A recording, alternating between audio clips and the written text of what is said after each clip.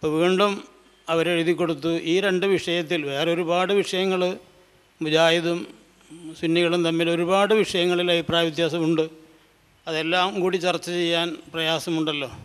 അതുകൊണ്ട് ആദ്യം ഈ 2 വിഷയം ചർച്ച ചെയ്യാം, പിന്നീട് ഓരോ ദിവസം വേണമെങ്കിൽ നമുക്ക് മറ്റു വിഷയങ്ങൾ ചർച്ച ചെയ്യാം എന്ന രൂപത്തിൽ എഴുതി കൊടുത്തു.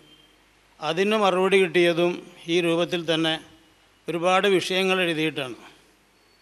അങ്ങനെ അവസാനം 2-3 ലെറ്റർ അങ്ങനെ കൈമാറിയ ശേഷം പിന്നെ മാസങ്ങളോളം മറുപടിയൊന്നും ഉണ്ടായിരുന്നില്ല.